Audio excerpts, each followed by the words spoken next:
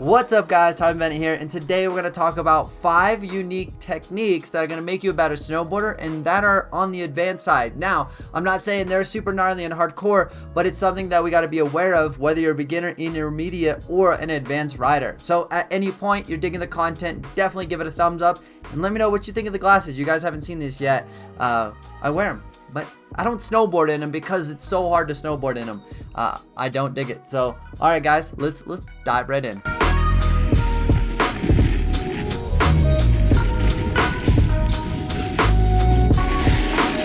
So throughout this video, I'm going to overlay a couple of videos so that you guys can see some visual examples of what I'm talking about. And the first thing we're going to start with is simply understanding a powerful and optimal position.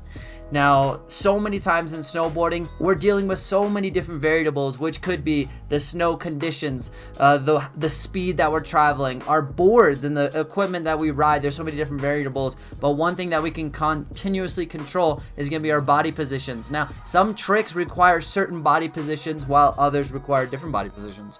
So if we can understand which body positions are the strongest for that specific trick, then we're going to be killing it. So a couple things that I like to think about when it comes to body position is making sure that my lead, shoulder, hips, and board are stacked on top of each other throughout most of the trick. Now there's going to be some variations. If I'm doing a tail press, yeah, I want to lean back. If I'm just doing a 50-50, I could be in the center. But think about your body position at the landing. Now when it comes to a landing, I will 90% of the time land in a strong stacked position. Like I said, you've probably seen some videos right now, landing in a nice strong position with my shoulders, knees, and hips stacked. What ends up happening if our shoulders are too wide open and we're leaning back, it could apply a lot of negative pressure, a lot of bad pressure on our back knee, which can cause some problems. So make sure you're landing with your body stacked in a strong position. That's going to be huge. In addition to that body position, when you're riding rails, understanding where your center of mass is, which includes your belly button. Your belly button is a great indication of where your center of mass is. Now, if I'm on a rail doing a frontside board slide, I want to make sure my belly button is actually leaning over and directly over that rail. And then if I'm doing a board slide 270 out, my belly button is moving back towards my tail, still stacked over that rail. So definitely understand where your belly button is. Now, a lot of times if you have a rail that's straight on and your belly button's to the outside over here, well, look where my angle of my board is, or my center of mass causes me to fall off. So that's something that you guys should pay attention to, is if you're falling off a rail, ask yourself why and where was my belly button. So the next point we're going to talk about is carving. Now, I've actually made 2 videos on this channel about carving already. So if you're looking for a how-to / very beginner basic introduction to carving, I do have that video. It's going to be linked up. It's going to be up there. I also have an advanced carving one with Ryan Napton, who's insane at carving. So I have those 2 videos if you're interested. But in this video, we're talking about applications of carving. So when it comes to carving, there's so many different places we use carving, and it's so important for us to have a really good carve. So when you're going off of a jump and spinning backside, you're actually trying to spin off of a carve. That's the most ideal position. Now, why carving is so important is because you're able to either accelerate or maintain speed for the most part while turning. A lot of times we do a skidded turn, you're slowing down. Well, carving, you can go really fast and maintain your speed while changing directions. But that's something that's very important when you're going off of a jump, because I want to maintain that speed, but I also want to make sure that I have enough grip on the snow that I can spin something. If I'm slipping out, it's really hard, just like a car driving on ice.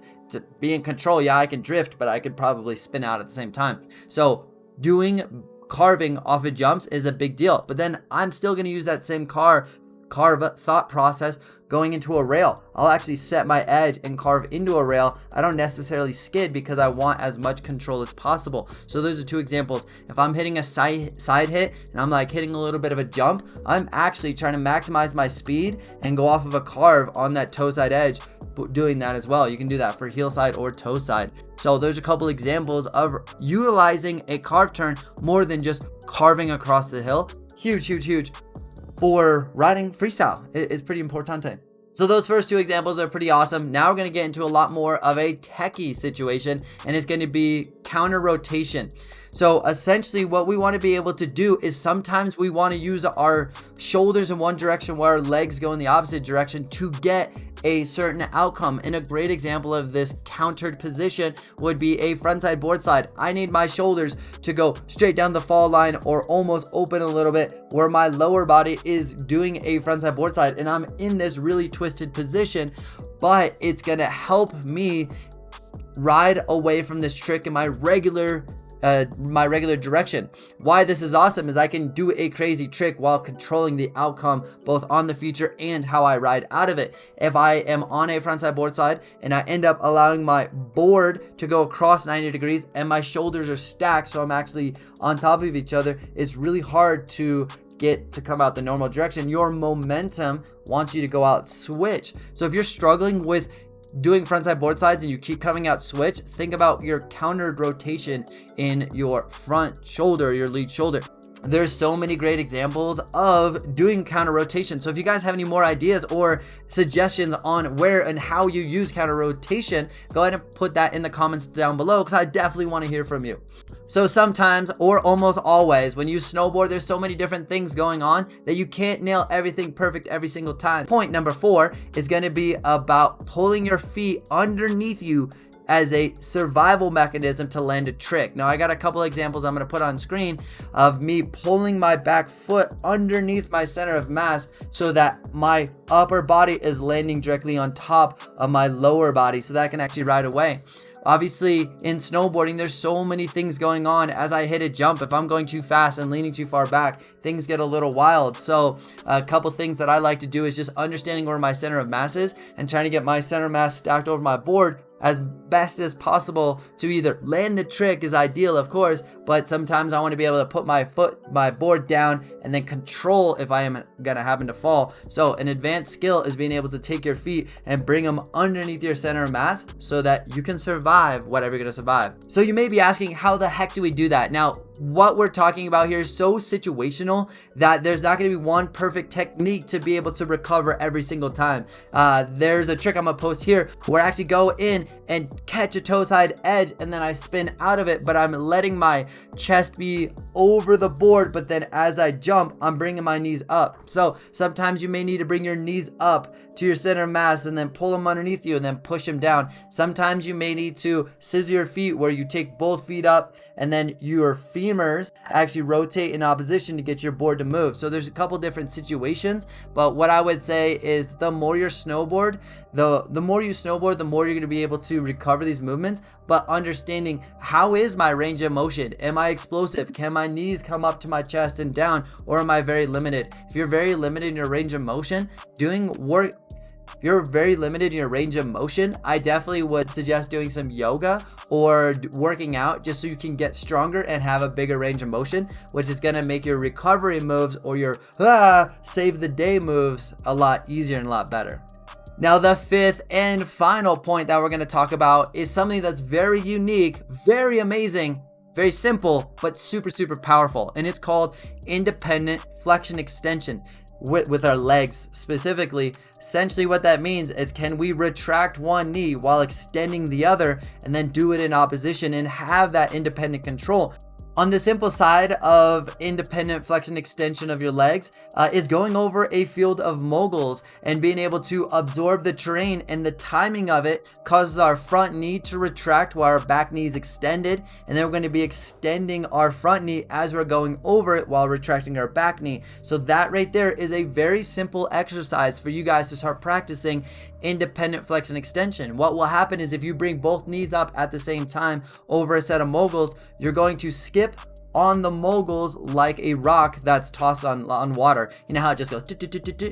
That would be the example of both knees going up and down at the same time. If you're able to actually keep your board on the snow and act like a dolphin through that, that's going to be independent flexion extension. But in the freestyle realm, where independent flexion extension comes into place is being able to do a crazy gnarly ollie is another good example. So being able to retract our lead foot and then extend and then go like that. In addition, that's going to lead into some really amazing grabs. Now that grabs do include nose grab, tail grab, sometimes nose grab, tail grab in the same air. Sometimes it's 4 nose grab, tail grab, nose tail grab. It's crazy. We also going to do crails. We're also going to be able to spin with those grabs. So it's going to lead to a lot of versatility.